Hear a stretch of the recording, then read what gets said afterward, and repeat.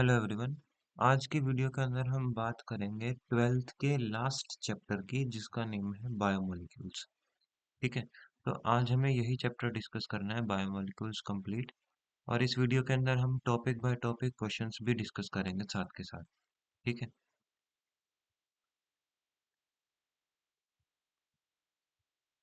तो यहाँ पे सबसे पहले तो बात यही आ जाती है कि भाई बायोमोलिक्यूल्स होते क्या है।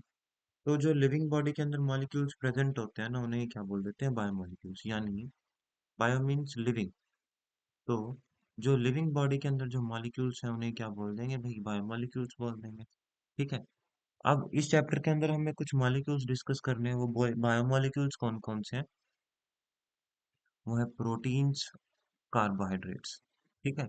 ये सभी के सभी हमें इसके अंदर क्या करना है, डिस्कस करने हैं। और भी बायोमॉलिक्यूल्स हैं, जैसे वाइटामिन्स हैं, मिनरल्स हैं। तो ये सारे के सारे अंदर हमें क्या करने हैं, इस चैप्टर के अंदर डिस्कस करते हैं। तो सबसे पहला जो बायोमॉलिक्यूल है वो क्या है, कार्बोहाइड्रेट, जिन्हें हम सैकराइड्स भी बोलते हैं। ठीक है। अब जो कार्बोहाइड्रेट्स हैं ये जनरली हमें प्लांट से मिलते हैं। ठीक है। और इनका बहुत ज्यादा ग्रुप होता है, बहुत बड़ा, जिनके अंदर नेचुरली ऑर्गेनिक कंपाउंड्स आते हैं। ठीक है। कुछ कॉमन एग्जांपल्स हैं, जैसे केन शुगर जो गन्ने से मिलते हैं, ग्लूकोज हो गया, स्टार्च हो गया, ये सभी के सभी प्लांट से हमें मिलते हैं। इनका जो जनरल फार्मूला होता है वो होता है CHH2। ठीक है। ये इनका क्या होता है, एक जर्नल फार्मूला होता है। लेकिन इसके अंदर जैसे अगर आप ग्लूकोज की बात करोगे, ग्लूकोज की, तो ये जो ग्लूकोज है ये इसके अंदर क्या कर जाएगा, प्रॉपरली फिट कर जाएगा। ठीक है। यहाँ पे आ जाएगा C6H2O6। ठीक है। इस फॉर्मूले को अगर आप लिखोगे तो यहाँ पे आप C6H2O6, तो ये आप लिख सकते हो। लेकिन जब आप फर्दर किसी मॉलिक्यूल की बात करोगे ना, जैसे रेमनोज है, रेमनोज इस फॉर्मूले के अंदर फिट नहीं आता। ठीक है। लेकिन अगर आप एसिटिक एसिड की बात करोगे ना, एसिटिक एसिड, वो इस फॉर्मूले के अंदर क्या हो जाता है, फिक्स हो जाता है। तो यहाँ पे ये जो फॉर्मूला है, ये अगर हमें डेफिनेशन दे रहा है भाई इस टाइप के कार्बोहाइड्रेट मॉलिक्यूल्स होते हैं जिनके अंदर CHH2O मॉलिक्यूल्स प्रेजेंट होंगे इस टाइप से, तो एक्चुअल में ऐसा होता ही नहीं है। ठीक है। इसको कंपनसेट करने के लिए दूसरी डेफिनेशन साइंटिस्ट ने दी। तो उन्होंने बोला कि जो कार्बोहाइड्रेट्स होते हैं ना, ये ऑप्टिकली एक्टिव पॉलीहाइड्रोक्सी एल्डिहाइड्स या फिर कीटोन्स होते हैं। देखो, ऑप्टिकली एक्टिव का तो मतलब ये है भाई, इसके अंदर क्या है, कायरल कार्बन प्रेजेंट है। ठीक है। जो डेक्स्ट्रो रोटेटरी या फिर लिवो रोटेटरी नेचर शो कर रहा है। दूसरा इन्होंने बोला पॉलीहाइड्रोक्सी कंपाउंड्स। पॉलीहाइड्रोक्सी एल्डिहाइड्स या कीटोन्स कौन से होंगे भाई? पॉली मतलब मैनी, और हाइड्रोक्सी मतलब OH ग्रुप्स। ये बहुत सारे OH ग्रुप्स होंगे इनके अंदर, और एल्डिहाइड ग्रुप भी होगा, और या फिर यहाँ पे कीटोनिक ग्रुप भी हो सकता है। तो एल्डिहाइड ग्रुप भी हो सकता है या फिर कीटोनिक ग्रुप भी हो सकता है, तो ये दोनों केस हो सकते हैं। और जब आप इन्हें हाइड्रोलाइज करोगे यानी ब्रेक डाउन करोगे, तो आपको सिंगल यूनिट्स मिलेंगी। इसकी मोनोसेक्राइड्स की। जैसे आप डाइसेक्राइड की बात करोगे, डाइसेक्राइड मतलब डाई मीन्स दो, सेक्राइड मीन्स शुगर। तो आपको जब इसको हाइड्रोलाइज करोगे, जब आप इसको हाइड्रोलाइज करोगे तो आपको दो यूनिट्स मिलेंगी, किसकी, शुगर्स की। इसमें मिलती है आपको ग्लूकोज की, प्लस आपको यूनिट मिलती है किसकी, फ्रक्टोज की। ठीक है। इसके बाद आप बात करते हो सुक्रोज की, तो ये स्वीट इन टेस्ट होता है। ठीक है। और जनरली ये हमारे घरों के अंदर यूज होता है। मिल्क के अंदर क्या होता है भाई, लैक्टोज शुगर प्रेजेंट होता है। और कार्बोहाइड्रेट्स को हम सैकराइड्स भी बोलते हैं। अब हम बात करते हैं क्लासिफिकेशन की। तो देखिए, सबसे पहले हम बात करते हैं मोनोसैकराइड्स की। मोनो मतलब सिंगल, यानी वन। मोनो मतलब सिंगल, सैकराइड मतलब शुगर। तो ये कैसे हैं भाई, सिंगल शुगर वाले कंपाउंड्स हैं। ठीक है। सिंगल यूनिट है इनकी, जैसे ग्लूकोज, फ्रक्टोज, राइबोज। ठीक है। ये सारे के सारे एग्जाम्पल किसके हैं, मोनोसैकराइड्स के। और अभी तक हमें सिर्फ 20 ही मोनोसैकराइड्स पता है नेचर के अंदर। दूसरा है ओलिगोसैकराइड्स। भाई ये वो सैकराइड्स होते हैं, वैसे इस टाइप के शुगर्स होते हैं, जब आप इनको तोड़ते हो ना, हाइड्रोलाइज करते हो, तो यहाँ से ना आपको 2 से लेके 10 तक की यूनिट्स मिलती है मोनोसैकराइड्स की। ठीक है। उन्हें बोलते हैं ओलिगोसैकराइड। ये डाई भी हो सकते हैं, 2 देंगे। ट्राइसैकराइड्स 3 देंगे। टेट्रासैकराइड 5 देंगे, सॉरी 4 देंगे। टेट्रासैकराइड मतलब 4, पेंटा में 5, हेक्सा में 6। तो इस तरीके से क्या करते हैं, इनका नंबर वेरी करता है, लेकिन 10 तक ही करेगा। इसका जो बेसिक से एग्जांपल दिया उन्होंने, वो दिया, एक तो सुक्रोज दिया भाई। सुक्रोज को जब आप तोड़ोगे तो आपको क्या मिलेगा, ग्लूकोज और फ्रक्टोज। माल्टोज को जब तोड़ोगे तो आपको दो मॉलिक्यूल मिलेंगे किसके, ग्लूकोज के। ये दोनों एग्जाम्पल किसके हैं, डाइसेक्राइड के। ठीक है। दूसरी बात आप फर्दर करते हो पॉलीसेक्राइड की। पॉली मतलब मैनी, सेक्राइड मतलब शुगर। तो आपको बहुत सारी शुगर्स की यूनिट्स मिलेंगी जब आप इनको हाइड्रोलाइज करोगे। इसके अंदर एग्जांपल आ जाता है स्टार्च का, सेलुलोज का, ग्लाइकोजन का, गम्स का। ये सारे के सारे क्या है भाई, ये पॉलीसेक्राइड्स हैं। और ये जो पॉलीसेक्राइड्स होते हैं इनका जो टेस्ट होता है वो कैसा होता है, नॉन शुगर टाइप का, मतलब ये टेस्ट में स्वीट नहीं होते। दूसरी बात, जितने भी आप मोनोसेक्राइड्स की बात कर रहे हो, जितने भी मोनोसेक्राइड्स हैं, चाहे वो एल्डोज हो या फिर वो कीटोज हो, सारे के सारे कैसे हैं, रिड्यूसिंग शुगर्स। ठीक है, सभी के सभी कैसे हैं, रिड्यूसिंग है नेचर में।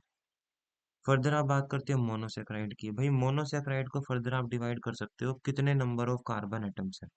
ठीक है, कार्बन एटम्स के नंबर के बेसिस पे आप डिवाइड कर सकते हो, और उनका फंक्शनल ग्रुप कौन सा उसके बेसिस पे आप डिवाइड कर सकते हो। अगर किसी शुगर के पास, मोनोसेक्राइड के पास एल्डिहाइड का ग्रुप है ना, तो उसे आप बोलोगे एल्डोज।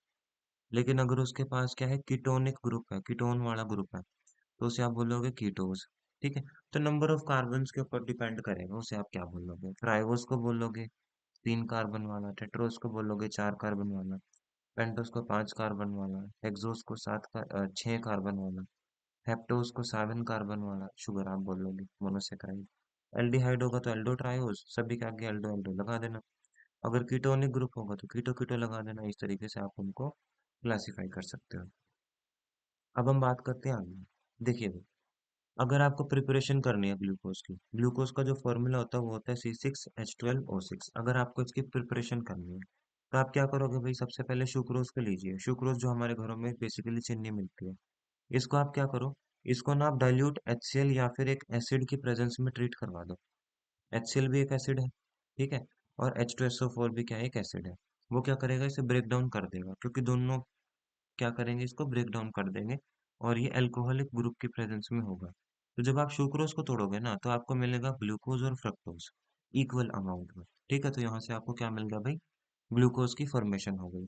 दूसरा, आप स्टार्च की हेल्प ले सकते हो। अगर आप स्टार्च को ब्रेक डाउन करोगे वाटर की प्रेजेंस में, तो यहाँ पे भी आपको क्या मिलेगी, ग्लूकोज की बहुत सारी यूनिट्स मिलेंगी। तो ये जो फॉर्मूला है ये है सुक्रोज का, C6C12H22O11। ये जो फॉर्मूला होता है ये किसका होता है, सुक्रोज का। ठीक। और जब आप इसको वाटर की प्रेजेंस में तोड़ोगे तो आपको क्या मिलेगा भाई, एक तो ग्लूकोज का मॉलिक्यूल मिलेगा और साथ में आपको मिलेगा फ्रक्टोज का। लेकिन दोनों का जो फॉर्मूला है वो क्या है, सेम है। ठीक है, यानी दोनों के दोनों कैसे आइसोमर है। दूसरी बात, अगर स्टार्च की बात करोगे, इसका जो फॉर्मूला होता है वो होता है C6H10O5N। C6H10O5N। अगर आप इसको वाटर की प्रेजेंस में तोड़ोगे, बहुत सारे वाटर के मॉलिक्यूल्स होंगे तो आपको N नंबर ऑफ ग्लूकोज के आयंस मिलेंगे, यानी बहुत सारे ग्लूकोज के आयंस मॉलिक्यूल्स मिलेंगे आपको। और ये किसकी प्रेजेंस में होगा, एसिड की प्रेजेंस में। फर्दर हम बात करते हैं ग्लूकोज की प्रॉपर्टीज की। देखिए, ग्लूकोज जो है ना, अगर आप उसकी ओपन चेन स्ट्रक्चर की बात करोगे, ये क्या है, एक ओपन चेन स्ट्रक्चर है। ठीक है, ये क्या है, ओपन चेन स्ट्रक्चर है।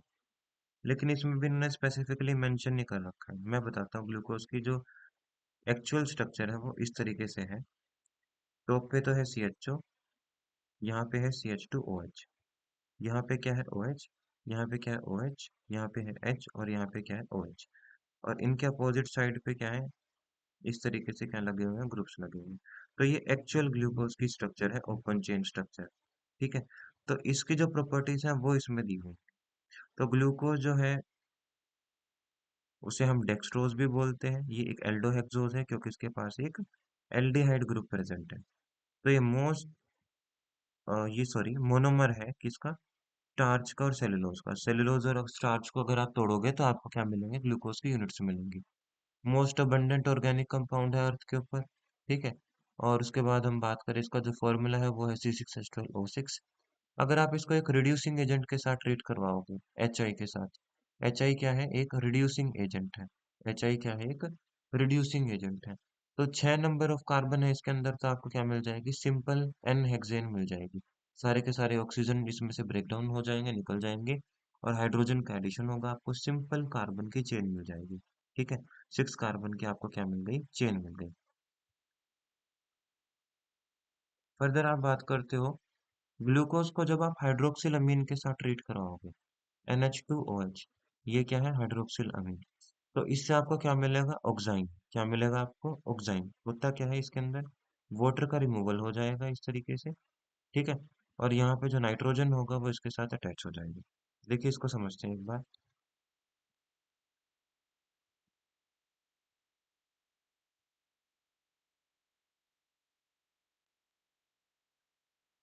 एक सेकेंड।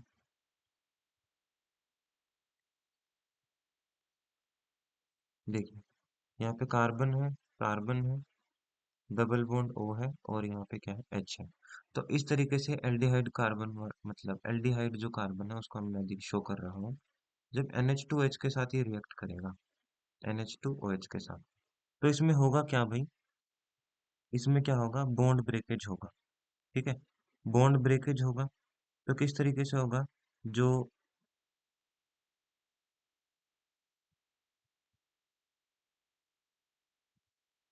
इस तरीके से क्या होगा इसके अंदर?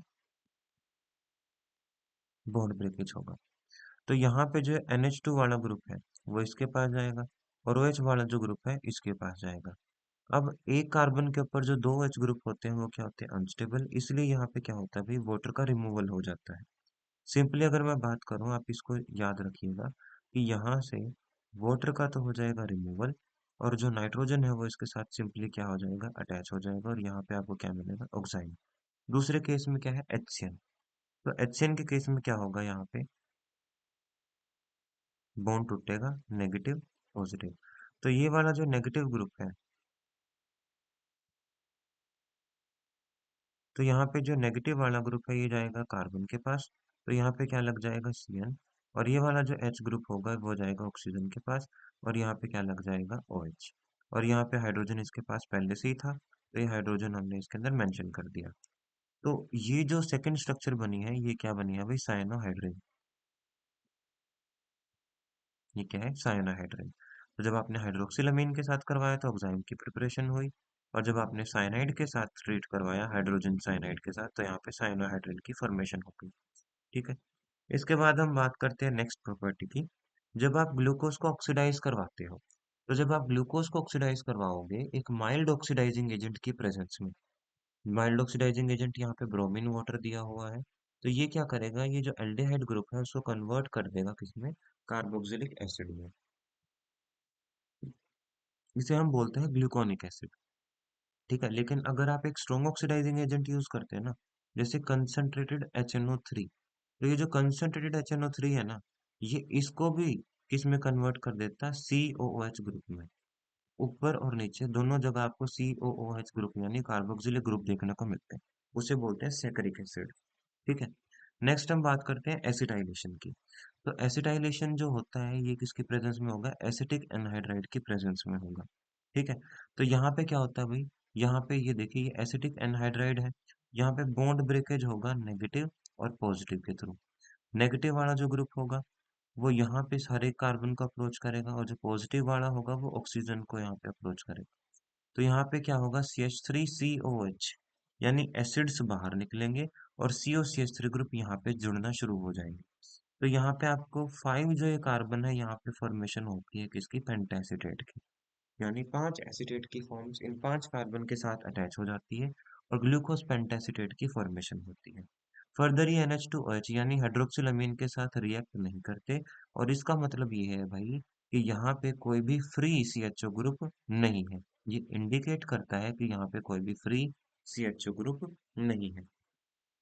इसके बाद जो मैंने आपको बात बताई थी कि अगर आप कंसंट्रेटेड HNO3 लोगे, चाहे वो ग्लूकोज हो या फिर वो ग्लूकोनिक एसिड हो, तो उससे आपको सैकरिक एसिड मिलेगा, यानी ऊपर और नीचे दोनों जगह कार्बोक्सिलिक एसिड के ग्रुप्स क्या हो जाएंगे? अटैच हो जाएंगे, ठीक है।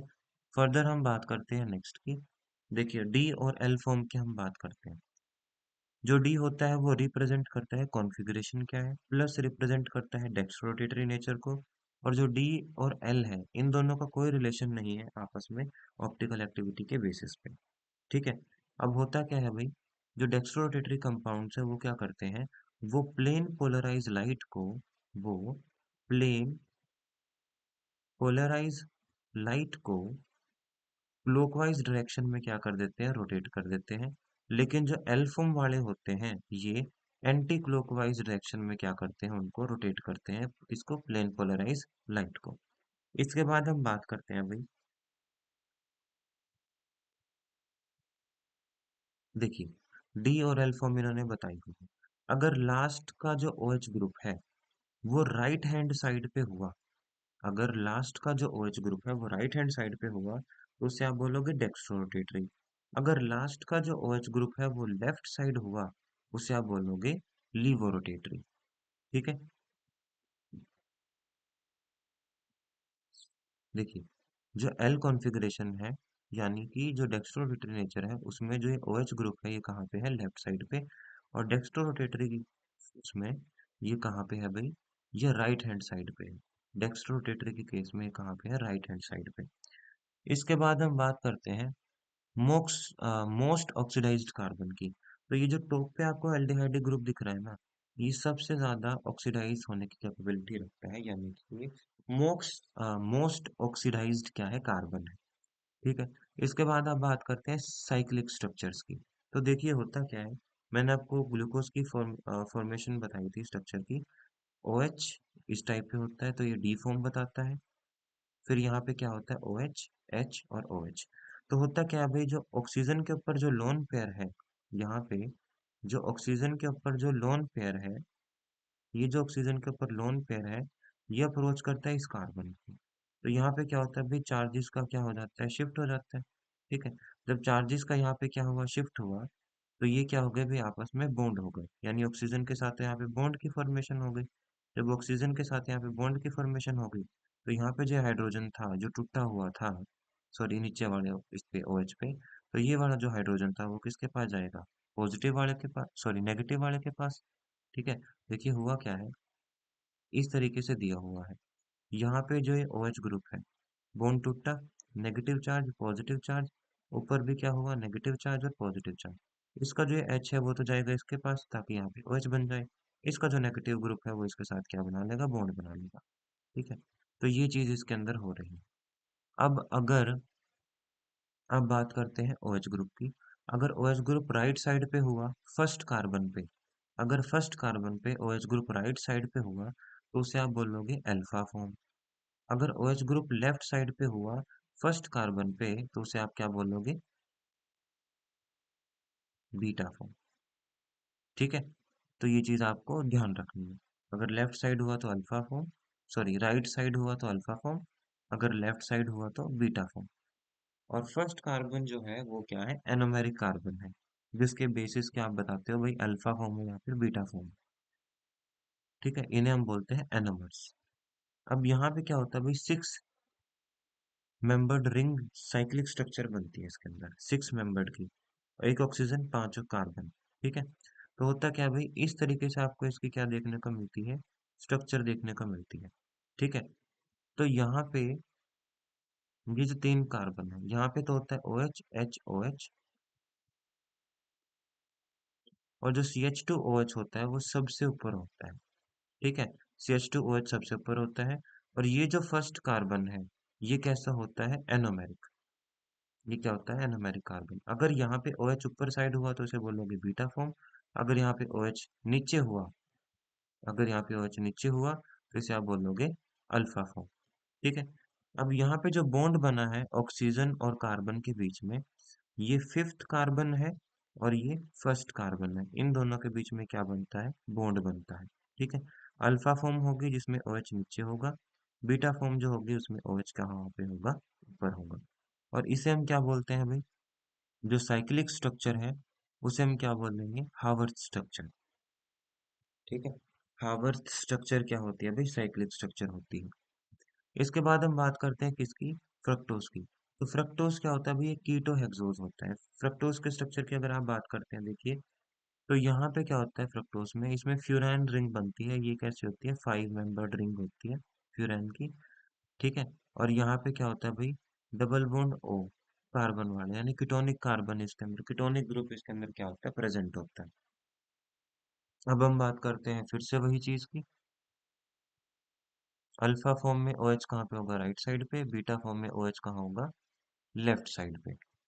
ये इसकी स्ट्रक्चर है, H O H H. Fifth carbon और सेकंड कार्बन के बीच में क्या बनता है, ऑक्सीजन का बॉन्ड होता है। एक चीज आपको और ध्यान रखनी है, दोनों साइड पे यहाँ पे CH2OH होगा। अगर OH की फॉर्म नीचे हुई तो उसे बोलोगे अल्फा, अगर OH कहाँ पे हुआ, ऊपर हुआ, उसे क्या बोलोगे आप, बीटा। ये चीज आपको ध्यान रखनी है।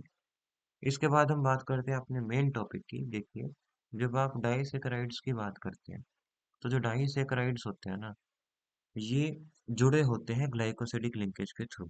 किसके थ्रू, ग्लाइकोसिडिक लिंकेज के थ्रू ये क्या होते हैं, जुड़े हुए होते हैं।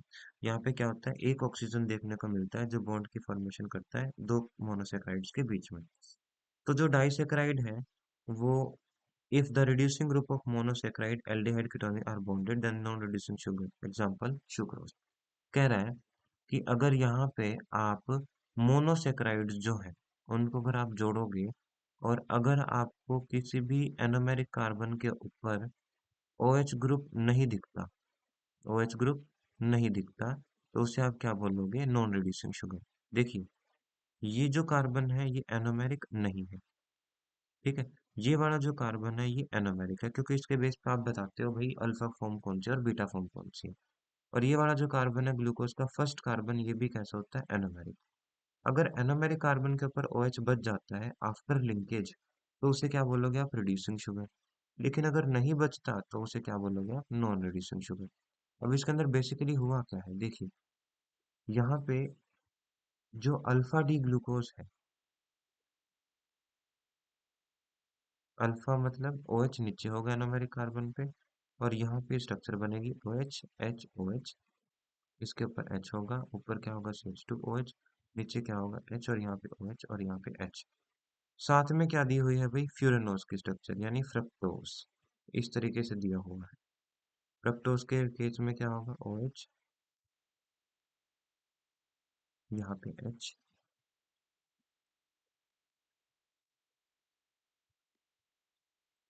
बीटा फॉर्म है, तो बीटा फॉर्म में जो एनोमेरिक कार्बन है, यानी सेकंड जो कार्बन है, यहाँ पे CH2OH तो ऊपर होता है, और OH कहाँ पे होता है,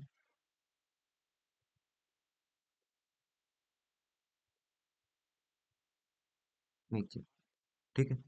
तो अल्फा और बीटा की ये दोनों फॉर्म दे रखी है हमें। यहाँ पे क्या होगा भाई, यहाँ पे बॉन्ड की फॉर्मेशन होगी, कैसे, वाटर के रिमूवल के थ्रू। तो ये देखिए, यहाँ पे क्या होगा, वाटर का रिमूवल होगा, और इस ऑक्सीजन के थ्रू यहाँ पे क्या होगा, दोनों के दोनों में क्या हो जाएंगे, ज्वाइन हो जाएंगे, ठीक है। तो ये इसे ही क्या बोलते हैं, ग्लाइकोसिडिक लिंकेज बोलते हैं। देखिए, अब होता क्या है भाई, जो सुक्रोज है ना, वो डेक्स्ट्रोरोटेटरी का नेचर होता है इसका। लेकिन जब आप इसे ब्रेक डाउन करते हो ना, तो यहाँ पे क्या होता है, जो लीवर रोटेटरी है ना, ये नेचर ज्यादा हो जाता है। यानी ब्रेक डाउन के बाद लीवर रोटेटरी नेचर हो जाता है कि इसका सॉल्यूशन का। तो यहाँ पे क्या होगा भाई, रोटेशन चेंज हो गई, तो डेक्स्ट्रो से लीवर में आया है, इसलिए इसे क्या बोलते हैं, इन्वर्ट शुगर भी बोलते हैं, ठीक है। उसके बाद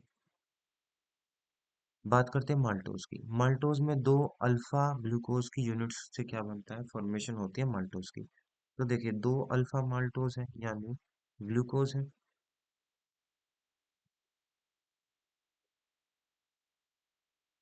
दो ग्लूकोज है,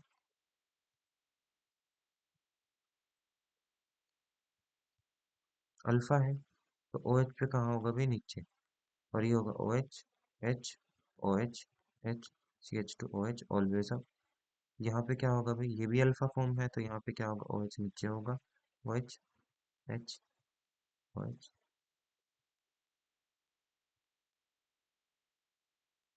और ऑलवेज। फर्दर देखिए, अब यहाँ पे क्या होगा, ये जो फोर्थ कार्बन है और ये जो फर्स्ट कार्बन है, इन दोनों के बीच में क्या होगा, वाटर का रिमूवल, और ऑक्सीजन के थ्रू ये क्या हो जाएगा, बॉन्ड जुड़ जाएगा। तो यहाँ पे क्या होता है भाई, carbon carbon four, carbon one और कार्बन फोर, ग्लाइकोसिडिक क्या होता है, लिंकेज होता है इसके अंदर, ठीक है। और ये कैसा होता है, रिड्यूसिंग शुगर, क्योंकि यहाँ पे जो एनोमेरिक कार्बन है, फर्स्ट कार्बन है, यहाँ पे आपको OH ग्रुप देखने को मिल जाता है, इसलिए क्या बोलते हैं इसको, रिड्यूसिंग शुगर, ठीक है। ऊपर वाले में कार्बन वन और कार्बन टू के बीच में ग्लाइकोसिडिक लिंकेज हुई है, तो यहाँ पे carbon one two glycosidic linkage होगी। फर्दर आप बात करते हो नेक्स्ट टॉपिक की। नेक्स्ट में क्या है, लैक्टोज। देखिए, लैक्टोज में एक तो बीटा डी गैलेक्टोज है और बीटा डी ग्लूकोज है।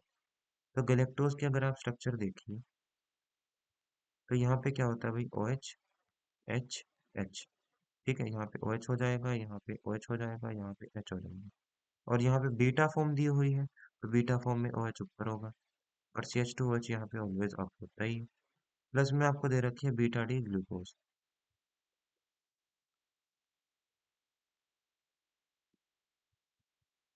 तो बीटा फॉर्म में ओ एच कहाँ पे होगा, ऊपर। ठीक है, यहाँ पे ओ एच, यहाँ पे एच, और यहाँ पे ओ एच। तो ऊपर एच होगा, C H two O H always up, H, O H, H. तो यहाँ पे भी क्या होगा भाई, यहाँ पे भी क्या होगा, वाटर का रिमूवल होगा। तो ओ एच और ओ एच, कार्बन वन और carbon four, glycosidic linkage, water का रिमूवल होगा, H2O का रिमूवल होगा। ठीक है, और यहाँ पे सिर्फ ऑक्सीजन बचेगा, और इस तरीके से क्या बन जाएगा, बॉन्ड बन जाएगा, ग्लाइकोसिडिक बॉन्ड बन जाएगा। ठीक है, ये भी रिड्यूसिंग शुगर है क्योंकि इस पे एनोमेरिक कार्बन के ऊपर एक OH ग्रुप प्रेजेंट है। ठीक है, फर्दर आप बात करते हैं पॉलीसेकेराइड्स की। तो पॉलीसेकेराइड का केस अगर आप देखिए, इसमें आपको पहले एग्जांपल दे रखा है स्टार्च का। तो स्टार्च जो है ना भाई, ये पॉलीसेकेराइड है प्लांट्स में। ठीक है, जो स्टोरेज का काम करता है, फूड स्टोरेज का। और इसे ही हम क्या करते हैं, एज अ डाइट हम लेते हैं फ्रॉम द प्लांट्स। तो इसके अंदर क्या है भाई, दो फॉर्म मिलते हैं, एक तो अमाइलोज और दूसरी अमाइलोपेक्टिन, ये दो कंपोनेंट हैं इसके। ठीक है, तो दो कंपोनेंट है इसके, एक तो अमाइलोज और दूसरा अमाइलोपेक्टिन। डिफरेंस देखिए, अगर आप अमाइलोज की बात करेंगे ना, अमाइलोज एक वाटर सोल्यूबल कंपाउंड है। 15 से 20% स्टार्च इस मतलब ये कॉन्स्टिट्यूट करता है। 200 से लेके 1000 तक ये अल्फा डी ग्लूकोज की यूनिट से मिलकर बना हुआ होता है। इसमें carbon one for glycosidic linkage होती है। देखिए, सभी के सभी अल्फा डी ग्लूकोज है। देखिए, O H H O H, और यहाँ पे जो ओ एच है वो कहाँ पे, नीचे साइड है। तो दोनों के दोनों फॉर्म कैसी है, अल्फा। तो सभी में अल्फा डी ग्लूकोज है। ठीक है, और सभी के सभी ऑक्सीजन के थ्रू यानी ग्लाइकोसिडिक लिंकेज के थ्रू क्या है, अटैच है। ठीक है, तो यहाँ पे क्या होता है, ग्लाइकोसिडिक लिंकेज के through, carbon one for glycosidic linkage के थ्रू ये सभी के सभी क्या होते हैं, अटैच होते हैं। 15 से 20%, 200 से 1000 यूनिट्स मिलेंगी। ठीक है, और ये कैसा होता है, ब्रांच्ड नहीं होता, ये एक लॉन्ग अनब्रांच्ड चेन होती है। It is a long unbranched chain. इस तरीके से क्या होती है, ग्लूकोज की यूनिट्स आपस में क्या होती है, जुड़ी हुई होती है, एक चेन की तरह, लॉन्ग चेन। लेकिन अगर आप अमाइलोपेक्टिन की बात करते हो, किसकी, अमाइलोपेक्टिन की, तो ये जो अमाइलोपेक्टिन है ना, ये कैसा होता है, वाटर इनसोल्यूबल होता है। वाटर इनसोल्यूबल होता है क्योंकि ये कैसा होता है, ब्रांच स्ट्रक्चर, कैसा, ब्रांच, क्योंकि ब्रांचिंग की फॉर्मेशन करता है। देखिए, यहाँ पे एक चेन हो गई ग्लूकोज की, यहाँ पे एक चेन हो गई ग्लूकोज की, यहाँ पे कार्बन वन और कार्बन सिक्स की क्या हो जाती है, दोबारा से एक ग्लाइकोसिडिक लिंकेज हो जाती है। तो ब्रांचेस आपस में जुड़ती हैं और यहाँ पे ब्रांच स्ट्रक्चर मिलती है, और 80 से 85% ये हिस्सा बनाते हैं स्टार्च का। यह अमाइलोपेक्टिन। ठीक है, तो ये चीज है अमाइलोज और अमाइलोपेक्टिन। दूसरी बात, आप सेलुलोज की अगर बात करोगे, सेलुलोज में सिर्फ बीटा डी ग्लूकोज प्रेजेंट है, और ये मोस्ट अबंडेंट ऑर्गेनिक कंपाउंड है। ये बहुत इंपॉर्टेंट बात है, मोस्ट अबंडेंट ऑर्गेनिक कंपाउंड है प्लांट किंगडम में। और सभी में क्या होती है, बीटा लिंकेज, कौन सी होती है, बीटा लिंकेज, किस किस के बीच में, कार्बन वन और कार्बन फोर के बीच में। तो carbon one four glycosidic linkage होती है। उसके बाद आप बात करते हैं ग्लाइकोजन की, तो ग्लाइकोजन को हम एनिमल स्टार्च भी बोलते हैं, क्योंकि इसका जो स्ट्रक्चर है वो बिल्कुल सिमिलर होता है अमाइलोपेक्टिन की तरह, और ये इससे भी ज्यादा हाईली ब्रांच्ड होता है। ठीक है, और ये आपको ईस्ट और फंजाई के अंदर भी देखने को मिल जाएगा। इसकी इम्पोर्टेंस क्या है, ये बहुत ज्यादा असेंशियल है एनिमल्स और प्लांट्स में। वेदास में भी इसका बहुत ज्यादा इम्पोर्टेंस बताया हुआ है। ग्लाइकोजन एनिमल्स में होता है, स्टार्च हमारे प्लांट्स के पास होते हैं। ठीक है, तो ये सभी के सभी चीजें इसके अंदर आ जाती हैं। अब हम बात करते हैं इसके बाद क्वेश्चंस की।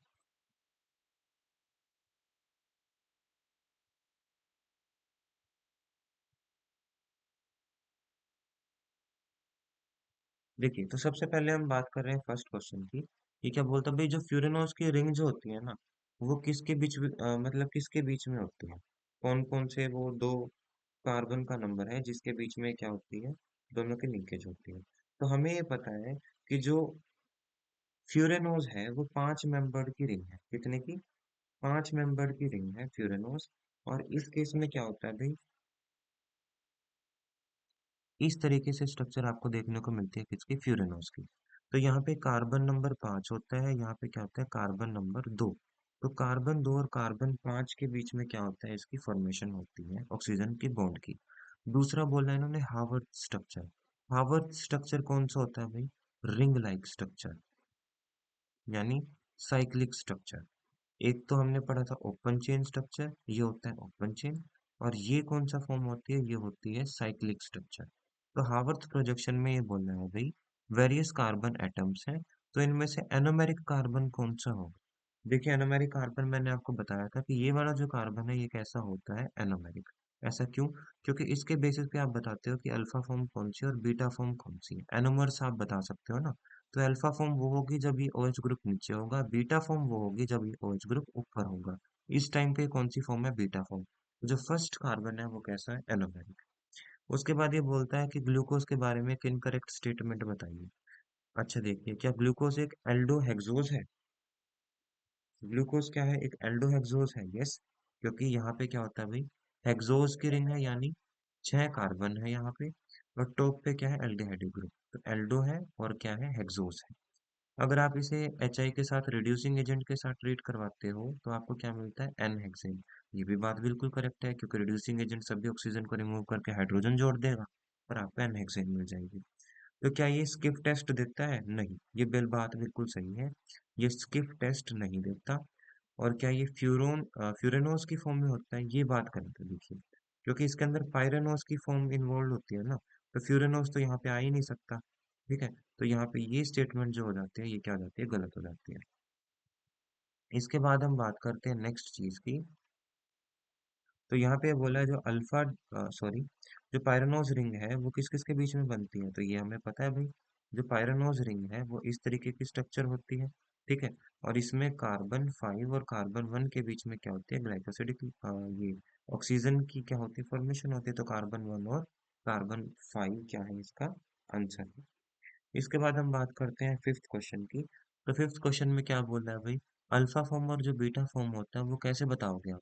वो बताते हैं कार्बन 1 की हेल्प से। ये एनोमेरिक कार्बन है, इसके बेसिस पे आप बताते हो कि अल्फा फॉर्म कौन सी है और बीटा फॉर्म कौन सी है। उसके बाद बोल रहा है माल्टोस क्या एक रिड्यूसिंग शुगर है। हाँ, ये तो बात बिल्कुल सही है, क्योंकि माल्टोस का जब केस हमने पढ़ा था, माल्टोस के केस में, यहाँ पे नहीं दिया हुआ, तो जब हमने माल्टोस का केस पढ़ा था, माल्टोस के केस में हमने पढ़ा था कि यहाँ पे ये वाला जो कार्बन है, यहाँ पे ये जो एनोमेरिक कार्बन है, यहाँ पे OH ग्रुप तो है, यानी कि कैसा रिड्यूसिंग शुगर। लेकिन सुक्रोज की जब बात की थी यहाँ पे, तो दोनों के दोनों एनोमेरिक कार्बन इन्वॉल्व हो गए थे, कार्बन 2 और कार्बन 1। तो यहाँ पे एज सच कोई OH ग्रुप था ही नहीं, तो ये कैसा था, नॉन रिड्यूसिंग। लैक्टोज की बात करोगे ये भी रिड्यूसिंग है, क्योंकि यहाँ पे भी एनोमेरिक कार्बन के ऊपर OH ग्रुप प्रेजेंट है, ठीक है। तो इसीलिए ये दोनों के दोनों कैसे हैं, रिड्यूसिंग शुगर है। लेकिन जो सुक्रोज है वो कैसा है, नॉन रिड्यूसिंग शुगर है, ठीक है। इसके बाद हम बात करते हैं आगे। नेक्स्ट जो क्वेश्चन है हमें बताता है भाई, ये तो रिड्यूसिंग शुगर है, maltose is composed of 2 glucose की यूनिट, सही बात है भाई, वो भी कौन सी, अल्फा वाली। फिर उसके बाद कार्बन 1 पर ग्लाइकोसिडिक लिंकेज होती है, ये बात भी बिल्कुल सही है। क्या इसका मतलब इससे मैच कर रहा है, नहीं। रिड्यूसिंग शुगर कब होता है भाई, जब वहाँ पे क्या हो, एक OH ग्रुप प्रेजेंट हो एनोमेरिक कार्बन के ऊपर। तो इसलिए ये स्ट्रक्चर, ये जो स्टेटमेंट है ये दोनों सही है। लेकिन जो सेकंड वाली स्टेटमेंट है इसकी करेक्ट एक्सप्लेनेशन नहीं है, ठीक है। तो यहाँ पे हमें ये बात पता लग गई। नेक्स्ट जो क्वेश्चन है हमें ये बताता है कि भाई फ्रक्टोज क्या एक रिड्यूसिंग शुगर है। क्या फ्रक्टोज एक रिड्यूसिंग शुगर है। तो फ्रक्टोज जो है वो एक रिड्यूसिंग शुगर होता है, क्योंकि ये कैसा होता है, मोनोसेक्राइड। और जितने भी मोनोसेक्राइड होते हैं वो कैसे होते हैं, रिड्यूसिंग शुगर। दूसरी बात, क्या फ्रक्टोज जो है it does not reduce Fehling's, solution और टोलेंस रीजन, नहीं। अरे भाई मोनोसेक्राइड जो होते हैं वो सभी के सभी जितने भी मोनोसेक्राइड है वो तो फेलिंग्स को और टोलेंस को क्या कर देते हैं, रिड्यूस कर सकते हैं। तो इसलिए स्टेटमेंट क्या है, गलत है, पहले वाली सही है। तो assertion A is true and reason is false. Eighth की अगर मैं बात करूं, तो एट्थ में जो डी ग्लूकोज है, देखिए प्लस का मतलब डेक्स्ट्रो रोटेटरी, ठीक है। तो ये तो डेक्स्ट्रोरेटरी नेचर का है भाई, बिल्कुल सही बात है। क्या सिंबल डी रिप्रेजेंट करता है डेक्स्ट्रोरेटरी नेचर को? नहीं। प्लस साइन डिनोट करता है किसको? डेक्स्ट्रोरेटरी नेचर को। ठीक है, ये बात मैंने लिखवाई थी। ठीक है, तो यहाँ पे जो डी है, डी हमें बताता है कॉन्फ़िगरेशन को। डी तो हमें कॉन्फ़िगरेशन बताएगा, लेकिन जो प्लस जो है ये हमें बताता है ये डेक्स रोटेटरी का है, माइनस हमें बताता है लीव रोटेटरी का है। तो इस तरीके से आप क्वेश्चन सॉल्व कर लेना। नॉन रिड्यूसिंग शुगर कौन सा है भाई? हमें अभी अभी किया था, वो कौन सा है? सुक्रोज। उसके बाद हमें बोलता है भाई ग्लाइकोसिडिक लिंकेज जो है ग्लूकोज के अंदर अमाइलोज में, देखिए दो फॉर्म थी स्टार्च की, एक तो अमाइलोज और दूसरी क्या थी? अमाइलो पैक्टिन। ठीक है, अमाइलोज जो थी उसमें बिल्कुल स्ट्रेट चेन थी, लेकिन अमाइलोपेक्टिन जो थी उसमें क्या हो रही थी? ब्रांचिंग। कैसी? कार्बन 1 6 की हेल्प से। कार्बन 1 और 6 की क्या थी? लिंकेज थी इनके अंदर। लेकिन अगर आप स्ट्रेट चेन की बात करोगे, इसमें कौन सी थी? Carbon 1 4 glycosidic linkage. तो सभी में carbon 1 4 glycosidic linkage straight chain में, और आपस में ब्रांचिंग हो रही थी कार्बन 1 6 के थ्रू। तो glycosidic linkage involved in linking the glucose units in amylose part of starches। तो अमाइलोज के केस में कौन सा होगा? 10th का क्या होना चाहिए? सी, क्योंकि यहाँ पे कार्बन 1 4 लिंकेज हो रही है। ठीक है, सभी के सभी कैसे हैं? अल्फा ग्लूकोज है, इसलिए अल्फा लिंकेज है। उसके बाद बोलता है डेक्सट्रोज आप किसे बोलते हो भाई? मैंने अभी अभी बताया था आपको जस्ट थोड़ी देर पहले कि ग्लूकोज जो है उसे आप डेक्सट्रोज भी बोलते हो। उसके बाद ये बोल रहा है भाई अल्फा डी ग्लूकोज और बीटा डी ग्लूकोज जो है दोनों के दोनों क्या होते हैं? ये जो दोनों के दोनों है ये क्या है? एनोमर्स। क्योंकि अल्फा और बीटा जो फॉर्म है ये कौन से होते हैं? एनोमेरिक कार्बन के बेसिस पे बताते हो, और वो हमें एनोमर्स की स्ट्रक्चर के बारे में बताता है। उसके बाद सुक्रोज के एक नॉन रिड्यूसिंग शुगर है, ये बिल्कुल सही बात है। सुक्रोज के पास ग्लाइकोसिडिक लिंकेज है, हाँ, लेकिन ये इसकी करेक्ट एक्सप्लेनेशन नहीं है। तो 13th का क्या आएगा भाई? 13th का आएगा, एक सेकेंड। 13th में सुक्रोज जो है वो नॉन रिड्यूसिंग शुगर है, क्योंकि सुक्रोज के पास क्या ग्लाइकोसिडिक लिंकेज है। ये बात बिल्कुल सही है, क्योंकि ग्लाइकोसिडिक लिंकेज में दोनों के दोनों जो कार्बन 1 और कार्बन 2 है, कार्बन 1 तो ग्लूकोज का हो गया, कार्बन 2 हो गया फ्रक्टोज का। तो ग्लूकोज और फ्रक्टोज के दोनों जो एरोमेरिक कार्बन है वो तो इन्वॉल्व हो रहे हैं, इसलिए ये क्या है? इसकी करेक्ट एक्सप्लेनेशन है। ठीक है, ये क्या है? इसकी करेक्ट एक्सप्लेनेशन है, क्योंकि ग्लाइकोसिडिक लिंकेज में क्या हो रहा है? दोनों के दोनों जो एरोमेरिक कार्बन है वो दोनों के दोनों इसके अंदर इंडल्ज हो रहे हैं। इसके बाद हम बात करते हैं आगे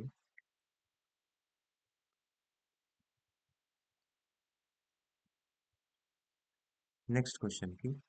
तो नेक्स्ट क्वेश्चन हमें बताता है भाई name the disaccharide which on hydrolysis give 2 molecules of glucose. Simple सा क्वेश्चन है, ये तो माल्टोज होता है जो आपको 2 अल्फा ग्लूकोज की, अल्फा डी ग्लूकोज की फॉर्म्स देता है। उसके बाद आपको बोल रहा है भाई कौन सी जो लिंकेज होती है, हमें पता है ग्लाइकोसिडिक लिंकेज होती है। बेसिक स्ट्रक्चरल डिफरेंस क्या है ग्लूकोज और फ्रक्टोज में? तो ग्लूकोज जो है उसके अंदर एल्डिहाइड का ग्रुप होता है, फ्रक्टोज के अंदर एक कीटोन का ग्रुप होता है। इसके पास एल्डिहाइड का ग्रुप होता है, फ्रक्टोज के पास एक कीटोनिक ग्रुप होता है। स्ट्रक्चरल डिफरेंस बताइए स्टार्च और सेलुलोज में भाई। तो स्टार्च जो है, स्टार्च में तो हमें क्या मिलता है भाई? स्टार्च में अल्फा डी ग्लाइकोसिडिक लिंकेज भी होती है, और beta D glycosidic linkage, sorry sorry, जो स्टार्च है इसमें अमाइलोज भी होगा और अमाइलोपेक्टिन भी होगा। ठीक है, अमाइलोज में तो अल्फा लिंकेज होंगी सारी की सारी, अमाइलोपेक्टिन में भी क्या होंगी? अल्फा लिंकेज होगी। लेकिन अमाइलोज में कार्बन 1 और कार्बन 4 होंगी, इसमें कौन सी होंगी? कार्बन 1 4 भी होगी। ठीक है, और कार्बन 1 6 भी होगी, क्योंकि ब्रांचिंग हो रही है अमाइलोपेक्टिन में। दूसरी बात, सेलुलोज में सारे के सारे बीटा लिंकेजेस हो रही हैं, क्योंकि सारे के सारे बीटा डी ग्लूकोज इसमें इन्वॉल्व हो रहे हैं। ठीक है, तो ये इन दोनों के बीच में बेसिक सा डिफरेंस है, इसमें अल्फा लिंकेजेस हैं, इसमें बीटा लिंकेजेस हैं। इसके पास कार्बन 1 4 है सेलुलोज के पास, लेकिन इसके पास कार्बन 1 4 और कार्बन 1 6 दोनों है। उसके बाद हमें बोलता है भाई जब आप लैक्टोज को तोड़ोगे तो आपको क्या मिलेगा? ये एक मिल्क शुगर है। जब आप इसको तोड़ते हो तो आपको एक तो बीटा डी ग्लूकोज मिलता है, और आपको बीटा डी गैलेक्टोज मिलता है। ठीक है, उसके बाद बोलता है भाई कौन सा कार्बोहाइड्रेट आपके लीवर मसल्स और ब्रेन के अंदर प्रेजेंट है? तो यहाँ पे कौन सा प्रेजेंट होगा भाई? ग्लाइकोजन। कौन सा? ग्लाइकोजन। ठीक है, क्योंकि ये स्टोरेज की फॉर्म में प्रेजेंट होता है। उसके बाद सुक्रोज के प्रोडक्ट क्या होंगे? एक तो ग्लूकोज और दूसरा क्या होगा? फ्रक्टोज। उसके बाद बोलता है पॉलीसेकेराइड के एग्जांपल बताओ। हमने सारे डिस्कस किए, एक तो स्टार्च, दूसरा सेलुलोज और तीसरा ग्लाइकोजन। ये हमने तीनों डिस्कस किए। अच्छा, अगर आप डी ग्लूकोज को कंसंट्रेटेड HNO3 के साथ करवाओगे तो इसमें क्या होगा? यहाँ पे क्या बनता था? सेकरिक एसिड। ये फर्स्ट पेज पे था। जब आप ग्लूकोज को ट्रीट करवाते हो कंसंट्रेटेड HNO3 के साथ, तो यहाँ पे जो दोनों कार्बन है ना, ये कार्बोक्सिलिक एसिड्स में कन्वर्ट हो जाते हैं, COOH ग्रुप बन जाता है यहाँ। ठीक है, उसके बाद क्या बोलते हैं भाई? Presence of N aldehyde group आप कैसे बताओगे? How do you explain? कि भाई किस तरीके से आप बताओगे कि यहाँ पे एल्डिहाइड ग्रुप प्रेजेंट होता है? तो यहाँ पे सबसे पहले आप क्या कर सकते हो?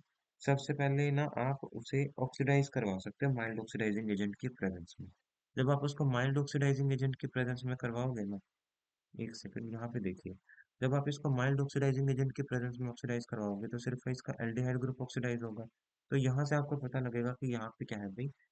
एक एल्डिहाइड ग्रुप प्रेजेंट है। दूसरी बात आप क्या करते हो भाई?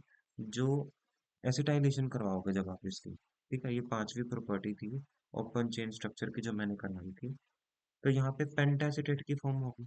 ठीक है, लेकिन फर्दर जब आप इसको NH2OH के साथ करवाओगे ना, यानी हाइड्रोक्सिलामीन के साथ रिएक्ट करवाने की कोशिश करोगे, नहीं करेंगे, तो ये कंफर्म करता है कि यहाँ पे क्या है भाई? एक एल्डिहाइड ग्रुप प्रेजेंट है। उसके बाद आप बात करते हो 24th क्वेश्चन की। तो ये बोलता है भाई ये दोनों की दोनों प्रॉपर्टी आप बताइए जब आप HCN के साथ ट्रीट कराते हो और ब्रोमीन वाटर के साथ भी। देखिए, जब आप ब्रोमीन वाटर के साथ ट्रीट करवाओगे तब तो आपको यही चीज मिल जाएगी, ग्लूकोनिक एसिड। लेकिन जब आप हाइड्रोजन साइनाइड के साथ करवाओगे तो आपको साइनोहाइड्रिन मिलेगा। क्योंकि होता क्या है भाई, यहाँ पे पॉजिटिव चार्ज आ जाता है। स्ट्रक्चर में ओपन कर रहा हूँ इसके, इस तरीके से स्ट्रक्चर होती है। यहाँ पे तो नेगेटिव आ जाएगा, यहाँ पे पॉजिटिव आ जाएगा, यहाँ पे क्या आएगा? नेगेटिव, यहाँ पे आएगा पॉजिटिव।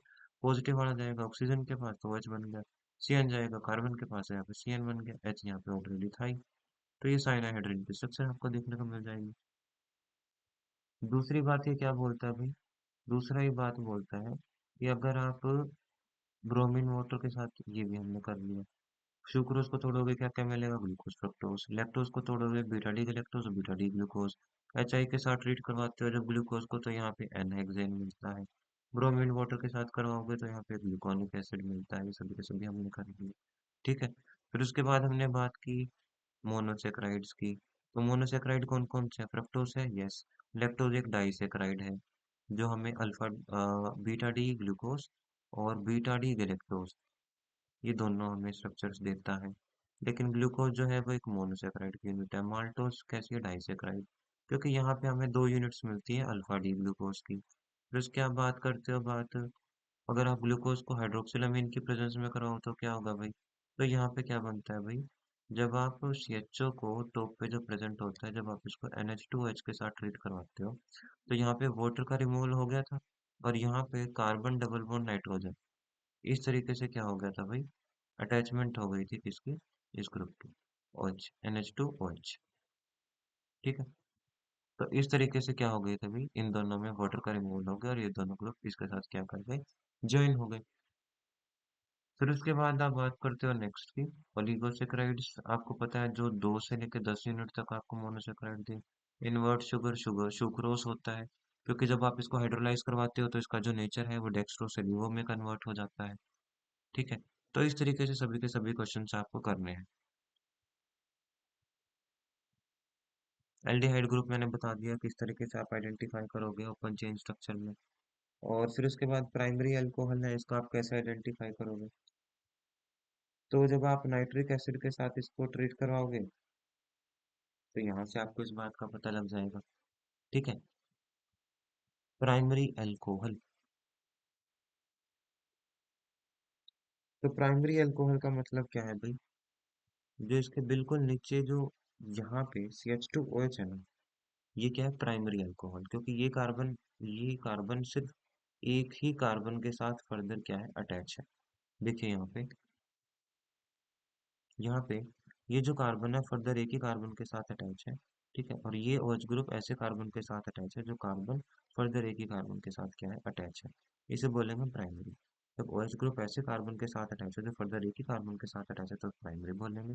जब OH ग्रुप ऐसे कार्बन के साथ अटैच हो जो फर्दर दो कार्बन के साथ अटैच हो उसे बोलेंगे सेकेंडरी। जब OH ग्रुप ऐसे कार्बन के साथ अटैच हो जो फर्दर तीन कार्बन के साथ अटैच हो तो उसे हम क्या बोलेंगे, टर्सरी। ठीक है, तो प्राइमरी अल्कोहल को अगर आपको आइडेंटिफाई करना है तो आप इसे स्ट्रॉन्ग ऑक्सीडाइजिंग एजेंट यानी HNO3 के प्रेजेंस में क्या करवा दो, ट्रीट करवा दो। ठीक है, फिर उसके बाद आपको लैक्टोज माल्टोज ये सभी के सभी स्ट्रक्चर्स मैं करवा चुका हूँ, बार बार मैं नहीं करवाऊंगा। तो ये सभी के सभी आपको क्या करना है, इसके अंदर प्रिपेयर करना है। ठीक है, तो नेक्स्ट लेक्चर के अगर अंदर हम बात करेंगे प्रोटीन्स की, प्रोटीन्स का क्या सीन है।